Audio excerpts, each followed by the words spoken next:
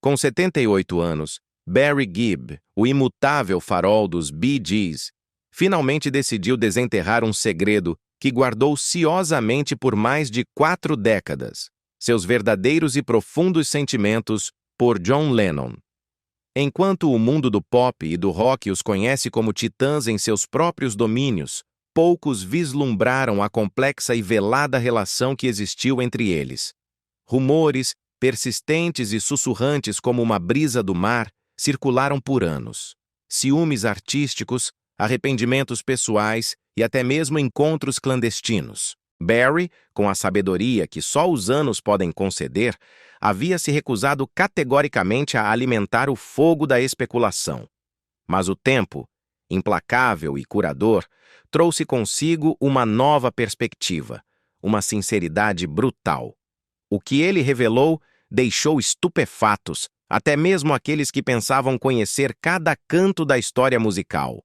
Sua confissão não é o que os fãs esperavam, mas algo muito mais íntimo e, em última análise, mais comovente. A verdade impactou seus seguidores e está prestes a chocar o mundo inteiro. Para entender o peso de suas palavras, é fundamental percorrer o caminho que levou Barry Gibb a este ponto.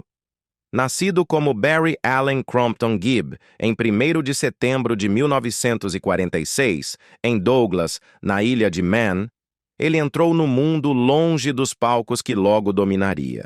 Seus primeiros passos na música não foram em grandes estádios, mas em reuniões íntimas com seus irmãos, Robin e Maurice. Em 1958, o trio formou um humilde grupo de skiffle chamado The Rattlesnakes, sem saber que estavam plantando a primeira semente de um império musical que revolucionaria a cultura pop. Com o amanhecer dos anos 60, os irmãos Gibb aprimoraram seu som e sua visão. Adotaram o nome The Bee Gees, uma abreviação de Brothers Gibb, e se mudaram para a Austrália, onde lançaram uma série de singles que poliram as harmonias vocais, que mais tarde se tornariam sua marca registrada. Seu talento era tão avassalador que não demorou a atrair a atenção internacional. Em 1967, eles invadiram a cena mundial com o evocativo sucesso New York Mining Disaster, 1941, e a balada To Love Somebody. Essas canções estabeleceram Barry como um compositor talentoso e um vocalista magistral, capaz de criar melodias que transcendiam fronteiras e gêneros. Em 1970, os Bee Gees já eram grandes nomes na indústria musical.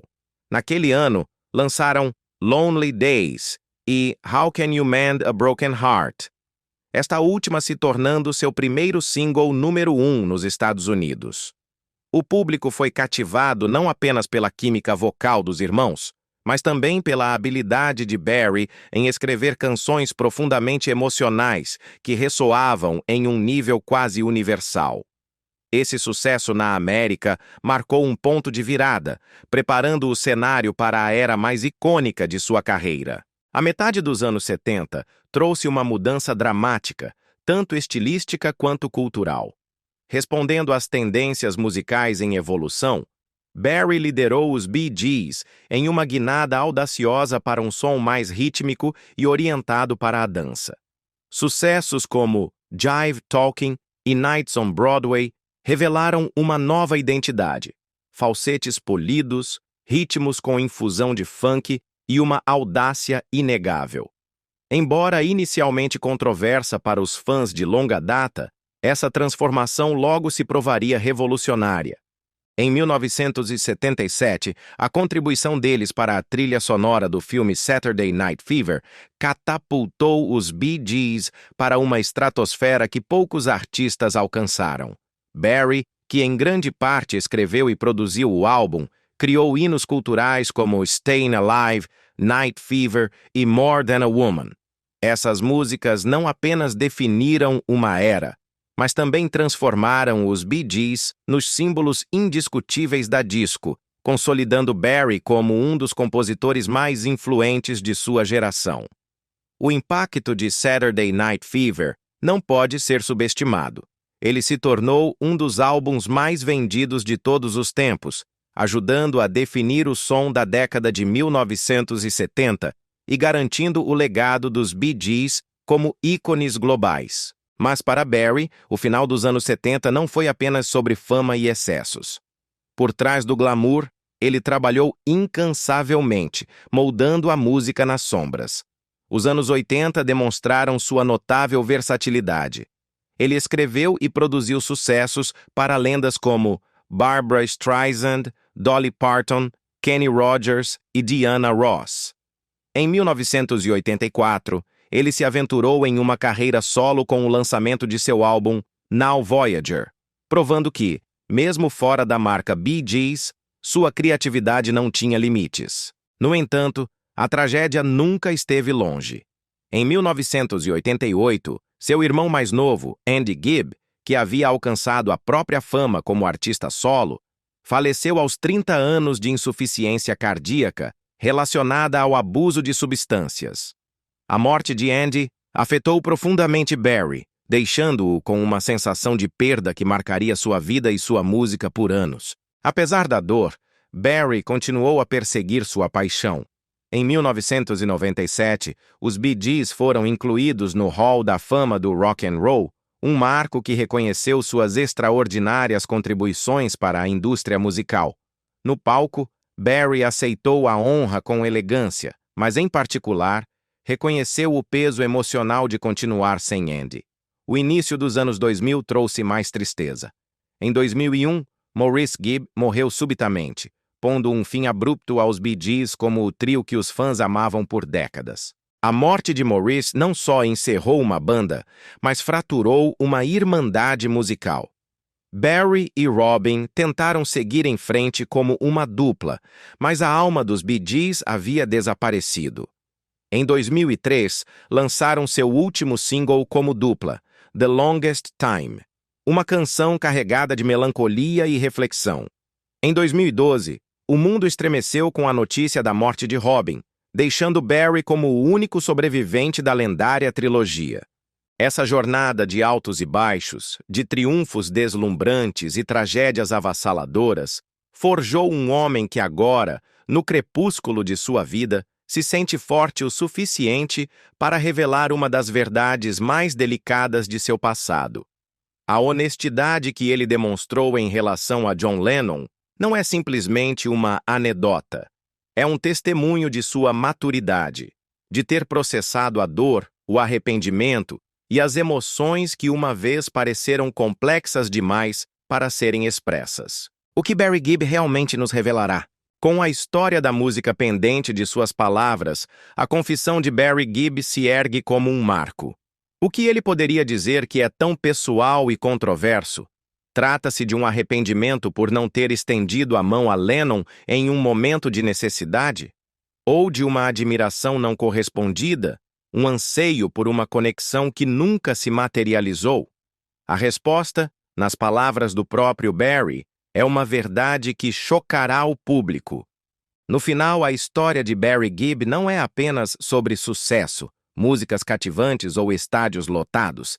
É a história de um homem que viveu uma vida no olho do público, mas guardou os segredos mais profundos em seu coração. E agora, com uma coragem que só a idade pode conceder, ele está pronto para compartilhar essa verdade. Sua confissão não apenas mudará a forma como vemos seu legado, mas também nos fará refletir sobre as complexidades das relações humanas, mesmo entre lendas. A espera por suas palavras é agora mais intensa do que nunca. Você está pronto para a verdade? Em 2003, em uma cerimônia que misturava a solenidade real com o sabor amargo da perda, Barry Gibb e seu irmão Robin foram honrados com a condecoração de Comendadores da Ordem do Império Britânico pela Rainha Elizabeth II. Foi um momento de imensa alegria e orgulho, mas para Barry também foi um lembrete pungente da ausência. A sombra de seu irmão Maurice, falecido apenas 2 anos antes, pairava sobre o evento. O choque dessa perda, segundo Barry, foi uma das experiências mais dolorosas de sua vida. Uma ferida que o tempo não conseguiu curar completamente. Mas a tragédia, como uma melodia escura e persistente, não havia terminado de soar.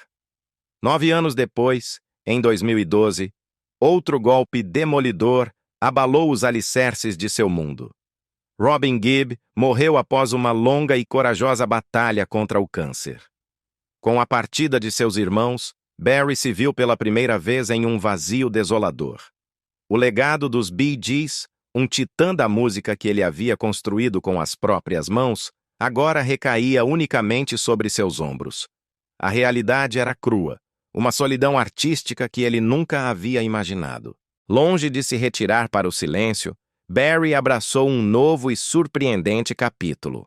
A partir de 2016, ele retornou aos palcos, levando os clássicos dos Bee Gees a plateias de todas as gerações.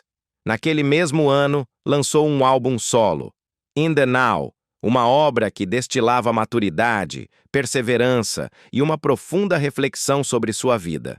Sua relevância musical foi reafirmada em 2017, quando foi honrado em um tributo do Grammy aos Bee Gees, um evento onde artistas de diversas gerações prestaram homenagem à sua carreira monumental.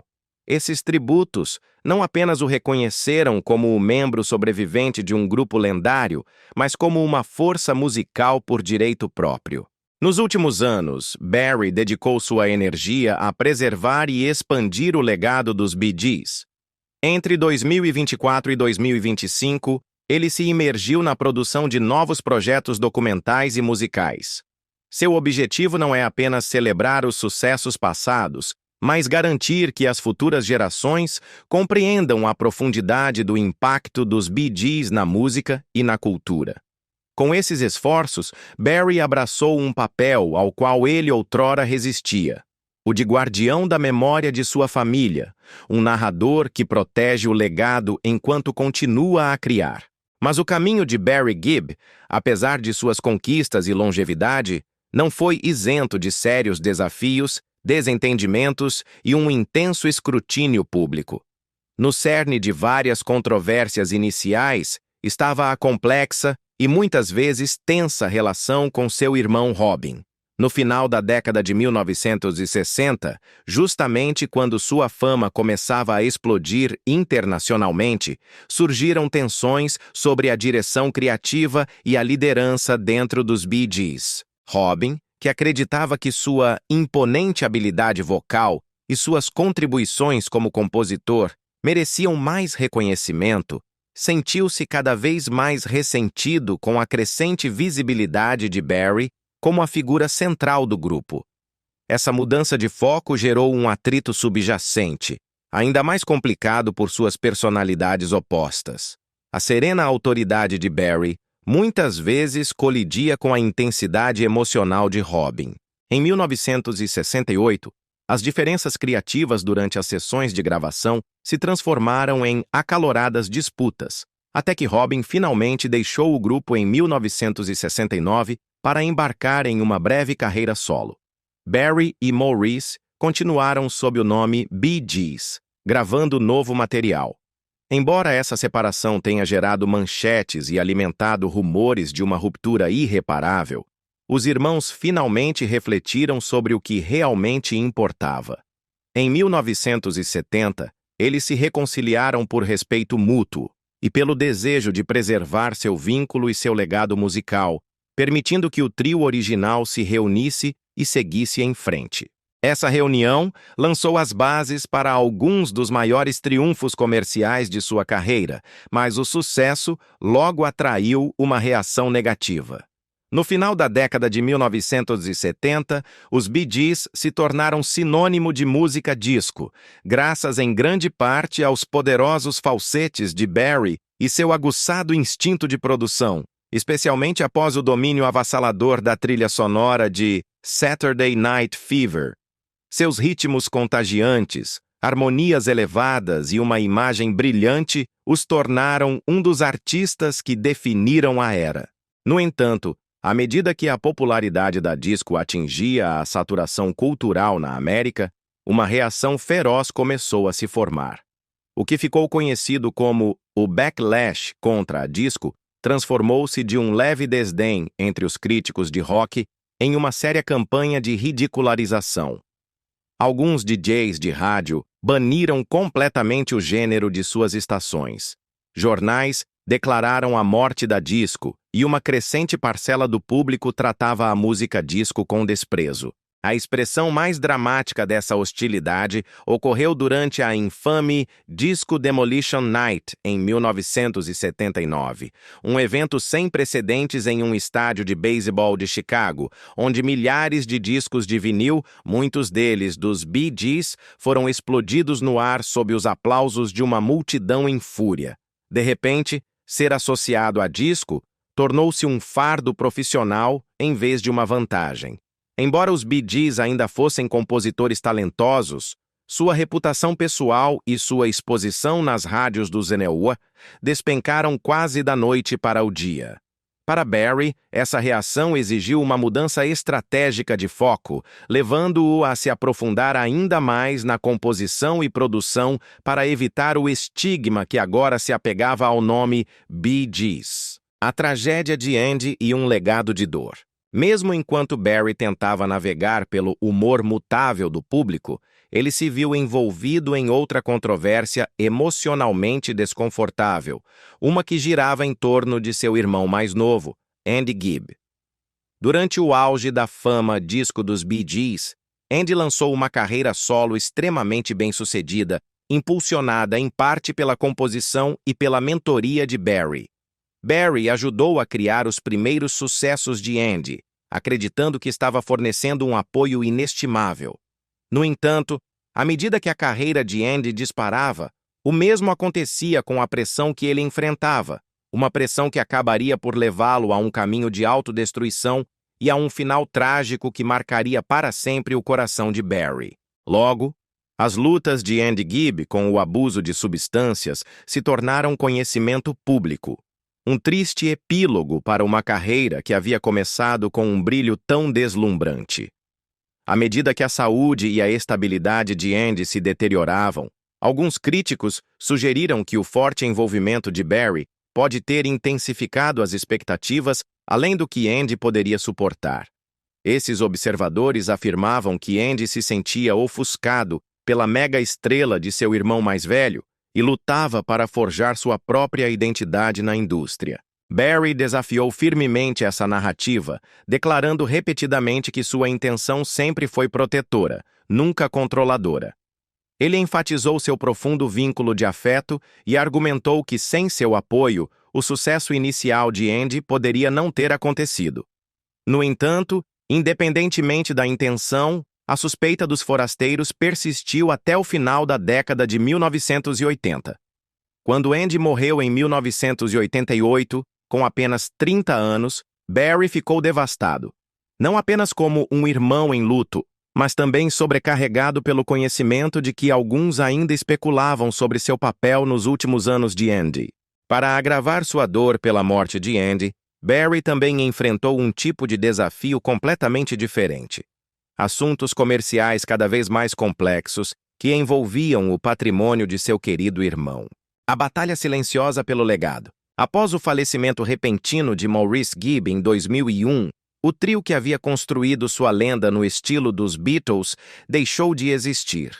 Embora Barry e Robin estivessem publicamente unidos no luto nos bastidores, eles se viram imersos em decisões comerciais complexas que envolviam catálogos de canções, marcas registradas e o uso futuro da marca Bee Gees. Esses desafios se intensificaram após a morte de Robin em 2012, depois de uma longa batalha contra o câncer. Com Barry agora como o único membro sobrevivente do grupo, a responsabilidade de gerenciar décadas de trabalho recaiu inteiramente sobre seus ombros. Começaram a surgir relatos de tensões legais entre diferentes ramos da família sobre royalties e direitos de licenciamento, desde como a música dos Bee Gees seria usada em documentários e shows, até como os lucros de seu catálogo massivo seriam distribuídos. Embora Barry optasse por não criticar publicamente ninguém e se mantivesse diplomático nas entrevistas, ele reconheceu que lidar com assuntos de negócios sem seus irmãos ao seu lado era desanimador. Cada decisão tinha um peso emocional e, em particular, ele admitiu que muitas vezes se sentia sozinho guiando um legado que havia sido construído por 3 partes iguais. Enquanto isso, Barry também estava lidando silenciosamente com lutas físicas das quais poucos fãs se deram conta inicialmente.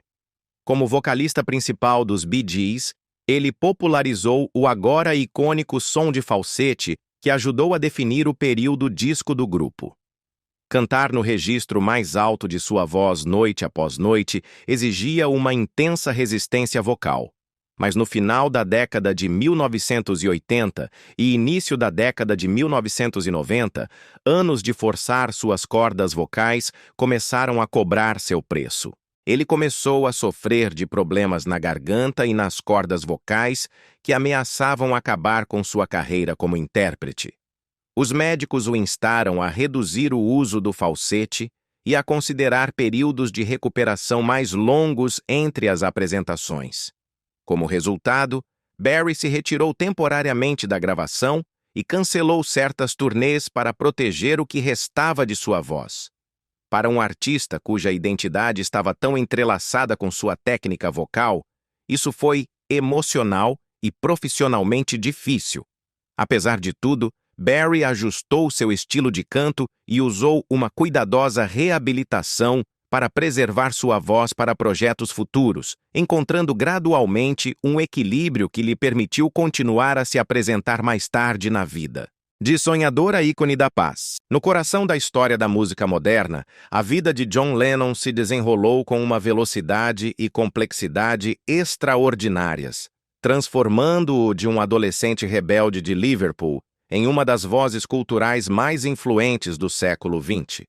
Nascido em 9 de outubro de 1940, em uma cidade marcada pela guerra, mas cheia de resiliência, John Winston Lennon entrou em um mundo que em breve seria reformado por sua presença.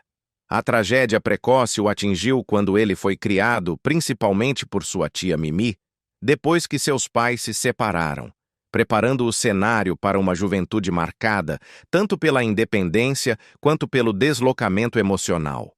A música lhe ofereceu um caminho para a expressão, e em 1957, ele formou um grupo de skiffle chamado The Quarrymen. Foi um começo informal para o que mais tarde se tornaria uma força imparável. O momento crucial chegou quando Lennon convidou um jovem Paul McCartney para se juntar à banda. Impressionado com sua habilidade de afinar um violão e lembrar letras, McCartney, por sua vez, apresentou seu amigo George Harrison, levando à formação de um trio criativo com uma química rara em qualquer forma de arte. À medida que o grupo evoluía, eles trocaram as tábuas de lavar e os contrabaixos improvisados por instrumentos elétricos se renomearam The Beatles e criaram um som que o mundo nunca tinha ouvido antes. A ascensão dos Beatles foi rápida e quase mítica. Em 1962, com a adição do baterista Ringo Starr e o lançamento de seu single de estreia, Love Me Do, eles começaram a construir um séquito devotado em toda a Inglaterra. O que se seguiu de 1963 a 1966 foi sem precedentes, uma explosão de fama global conhecida como a Beatlemania. Álbuns como Please Please Me, A Hard Day's Night e Rubber Soul fizeram mais do que liderar as paradas. Eles definiram o próprio espírito de uma geração, o nascimento de uma lenda e o desafio do gênio inquieto. John Lennon, junto a Paul McCartney, formou metade de uma das duplas de compositores mais aclamadas da história. Suas harmonias pareciam espontâneas, enquanto suas letras refletiam de maneira cada vez mais profunda o mutável estado de espírito cultural. O engenho incisivo de John, seu humor rebelde e seu gume filosófico em constante evolução ajudaram a distinguir os Beatles não apenas como músicos, mas como símbolos da juventude, da experimentação e da liberdade. Sua criatividade incessante impulsionou a banda para frente, algo particularmente visível em 1967, com o lançamento de Sgt. Pepper's Lonely Hearts Club Band, um álbum revolucionário que expandiu os limites do que a música pop poderia ser. Nesse mesmo ano, a vida pessoal de Lennon começou a mudar drasticamente após conhecer a artista de vanguarda japonesa Yoko Ono, cuja visão artística intransigente o desafiou a pensar para além dos limites tradicionais. No final da década de 1960, o grupo alcançou feitos artísticos sem precedentes, mas também uma tensão interna que ameaçava desmembrá-los. Entre 1968 e 1969, os Beatles gravaram o Álbum Branco e Abbey Road, enquanto navegavam por crescentes tensões em seus relacionamentos, conflitos comerciais e ambições criativas. Impulsionado pelo desejo de explorar novas formas de expressão, Lennon cofundou a Apple Corps e embarcou em projetos selvagemente experimentais com Ono. Ele se casou com Yoko em 1969 e logo formou a Plastic Ono Band, com a qual compartilhou campanhas de paz radicais e apresentações que desafiavam as normas. Simultaneamente, o papel de Lennon dentro dos Beatles se tornou mais complicado. Sua nova direção artística, seu ativismo social abertamente declarado e sua emergente associação com Yoko desafiaram a dinâmica tradicional da banda. Em 1970, os Beatles se separaram oficialmente, marcando o fim de uma era cultural e a gênese de um novo e turbulento capítulo para Lennon: o desnudo emocional e o renascimento solo. A resposta de Lennon não foi a retirada, mas sim a de se despojar do mito. Seu primeiro grande lançamento solo, John Lennon Plastic Ono Band, apareceu em 1970 com uma composição crua e confessional que expunha a dor pessoal, os problemas de abandono e a desilusão. Para os fãs acostumados com o polimento dos Beatles, a nudez emocional de canções como Mother e Working Class Hero foi chocante, mas inegavelmente poderosa. Reinventando a si mesmo como artista solo, Lennon construiu um novo legado separado dos Beatles. Em 1971, ele lançou Imagine, que apresentava a canção que se tornaria seu hino mais duradouro, uma súplica utópica pela paz e união que ressoou profundamente em audiências de todo o mundo. No mesmo ano, ele se mudou para a cidade de Nova York, um lugar que ele acreditava que lhe oferecia liberdade artística e um maior anonimato. Lá, Lennon mergulhou na cena da contracultura, participou do ativismo contra a guerra e continuou a produzir música que desafiava os sistemas políticos enquanto abraçava uma esperança radical. No entanto, sua vida pessoal enfrentou turbulências. De 1973 a 1975, Lennon suportou o que mais tarde chamaria de seu fim de semana perdido, um período de separação de Yoko, durante o qual ele viveu com sua assistente May Pang. Apesar do caos, ele se manteve produtivo, gravando Walls and Bridges, que produziu sucessos como Whatever Gets You Through the Night. O período destacou a complexa mistura de vulnerabilidade, destrutividade e criatividade implacável de Lennon, refletindo um homem que buscava a estabilidade em meio à fama global e ao conflito interno. A estabilidade, no entanto, pareceu chegar com o nascimento de seu filho, Sean Lennon, em 9 de outubro de 1975, no mesmo dia de seu próprio aniversário. Em uma decisão que surpreendeu grande parte do mundo da música, Lennon se retirou quase por completo da vida pública para se tornar um pai em tempo integral, rejeitando as demandas do estrelato. Ele trocou os estúdios de gravação por rotinas domésticas e se dedicou a criar Sean, preparar refeições e explorar passatempos artísticos mais tranquilos. Durante quase 5 anos, ele viveu longe dos holofotes, raramente lançando novas músicas e recusando a maioria das entrevistas. Sua retirada durante esses anos foi tanto criticada quanto celebrada, dependendo de quem o observava. Alguns lamentaram a perda de sua voz em uma cultura que experimentava uma mudança rápida. Outros admiravam seu compromisso com o crescimento pessoal e a vida familiar.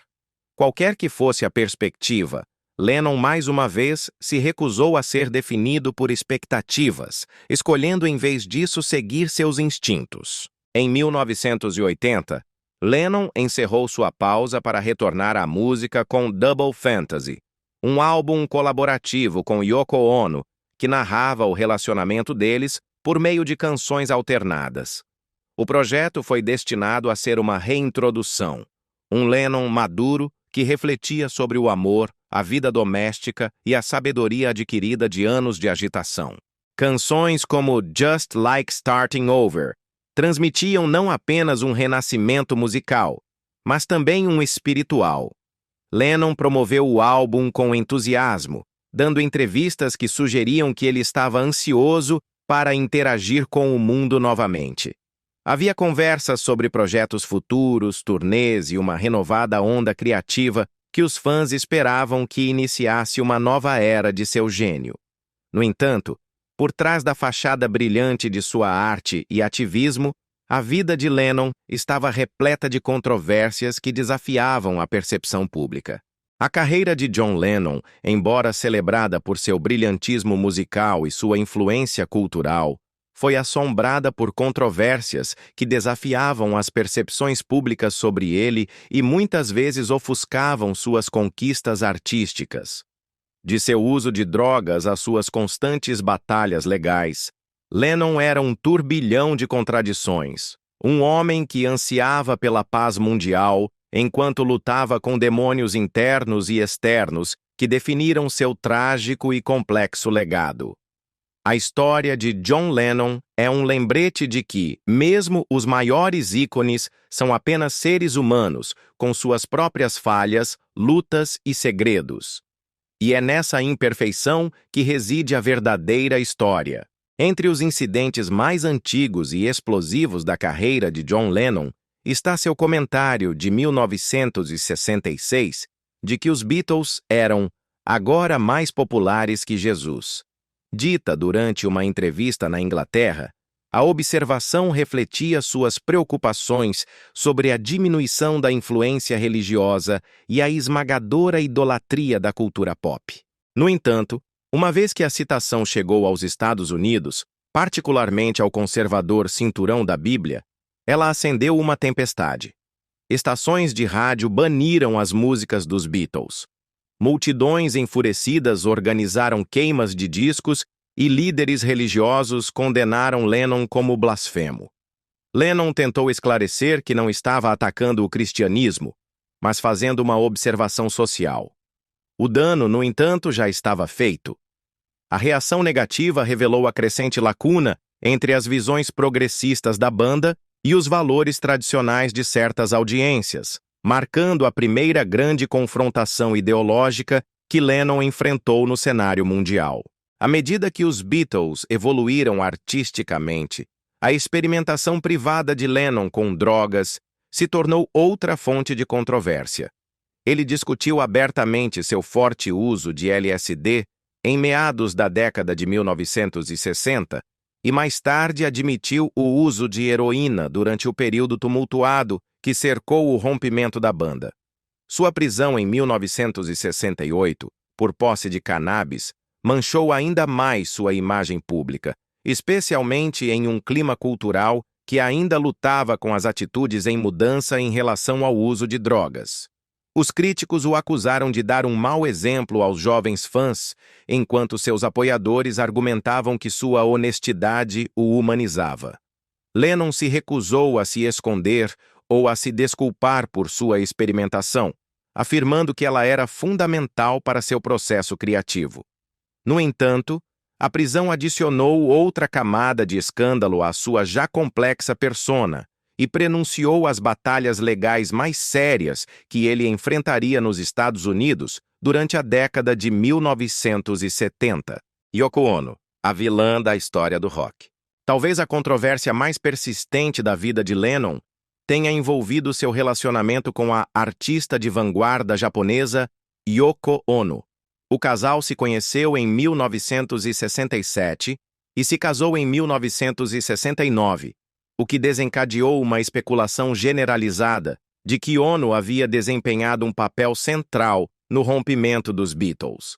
Fãs e a mídia frequentemente a retratavam como uma força intrusiva que atraiu Lennon para longe da banda e em direção a estranhas buscas artísticas. Lennon, por sua vez, defendeu ferozmente sua esposa, rejeitando as alegações de que ela era responsável pela desintegração do grupo.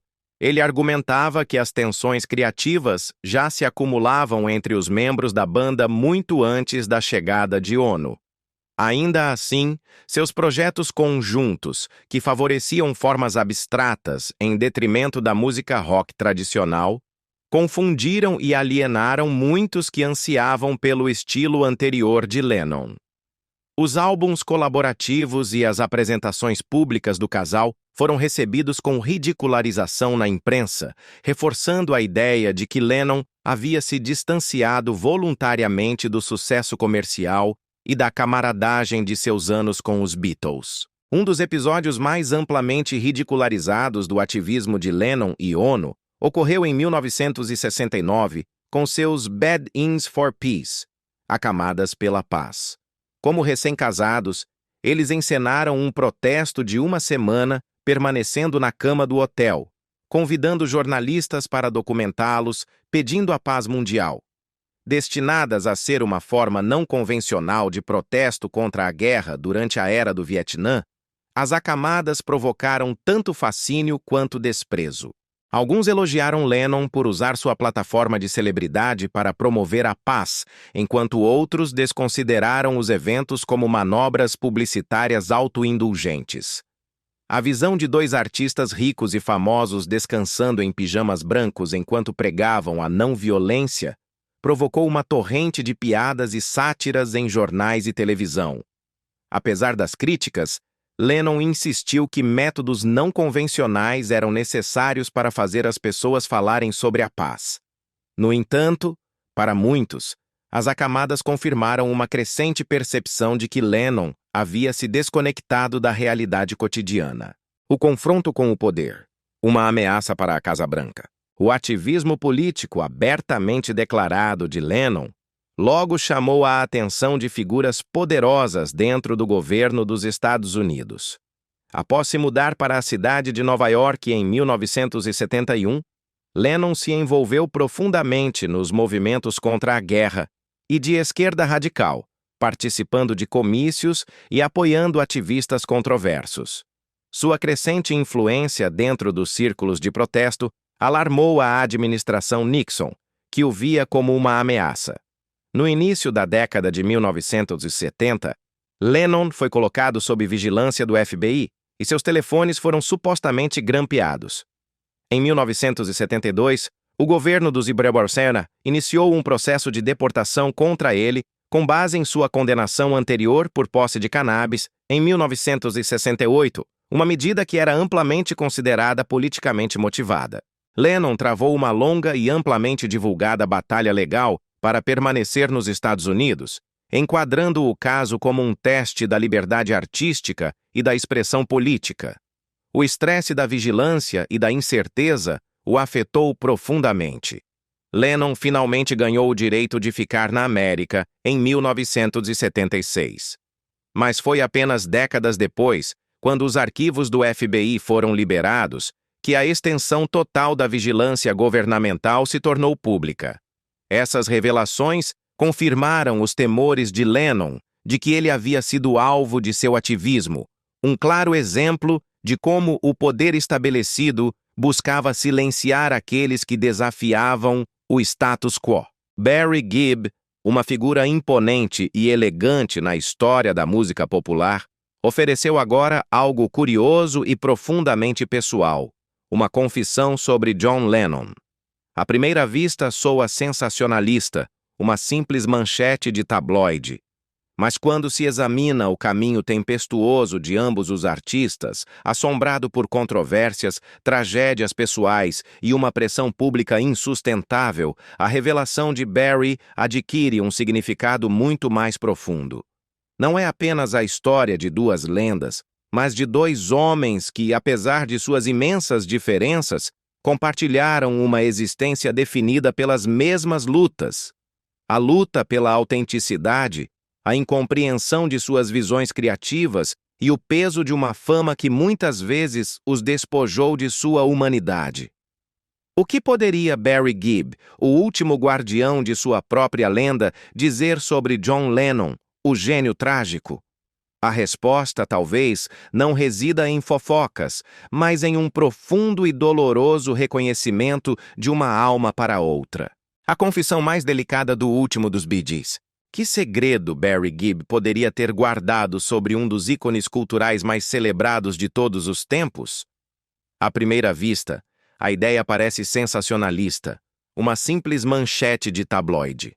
No entanto, ao examinar mais de perto sua revelação, descobrimos que não é escandalosa, mas surpreendentemente terna. Ele não fala de traições ou alianças ocultas, mas de respeito, humildade e o impacto duradouro de um encontro inesquecível. Segundo o próprio Barry, a história começa em 1967, nos cantos escuros e enfumaçados da cena musical de Londres. Ele se lembra de ter esbarrado em John Lennon no Speak Easy Club, apresentado por Pete Townshend. Barry relembra que Lennon simplesmente disse: "Prazer em conhecê-lo", antes de voltar à profunda conversa em que estava imerso.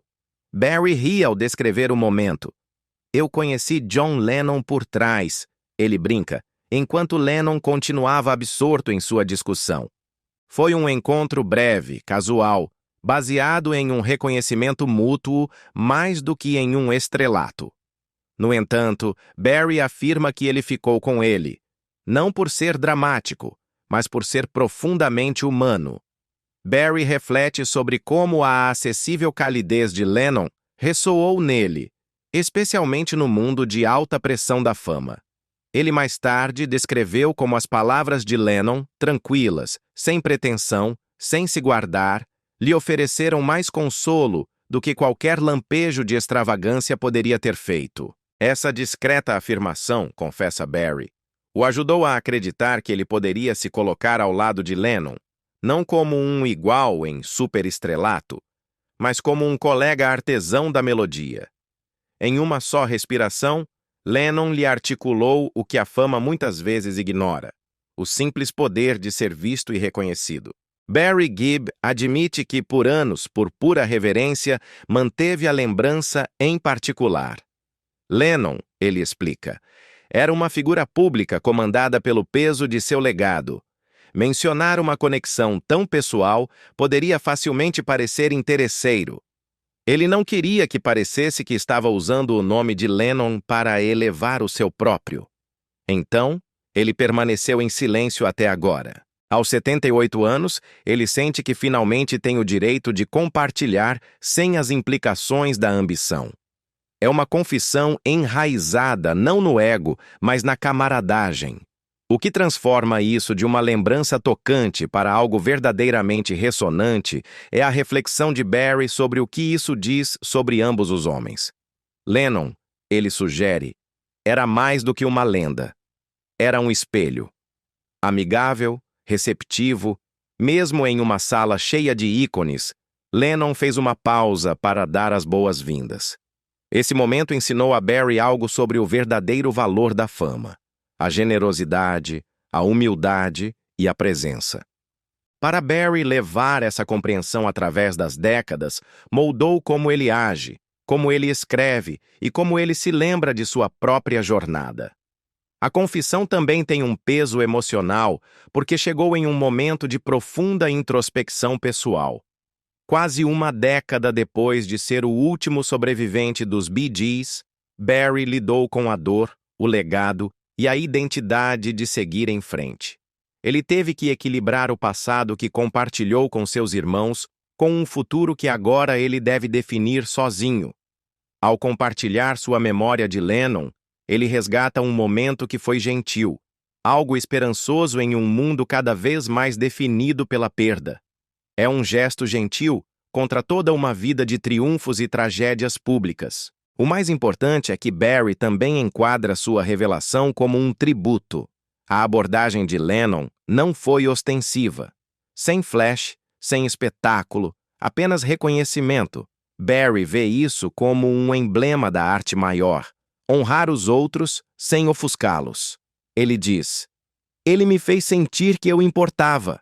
E esse sentimento ajudou a moldar como Barry construiu seu próprio palco. Agora, ao nos contar o que aconteceu, ele transmite esse presente. A confissão de Barry Gibb não é a fofoca que alguns esperavam, mas uma lição de humanidade de um dos últimos titãs da música. Em um mundo obcecado por drama e escândalo, a história de Barry nos lembra que as verdadeiras conexões humanas são frequentemente forjadas na simplicidade, em um breve momento de reconhecimento que pode ressoar por toda uma vida. Em sua confissão, Barry não apenas presta homenagem a John Lennon, mas nos convida a refletir sobre o poder silencioso da gentileza, um eco de uma época em que o gênio era encontrado nos gestos mais simples, não nos mais grandiosos, mais grandiosos, mais grandiosos, mais grandiosos, mais grandiosos, mais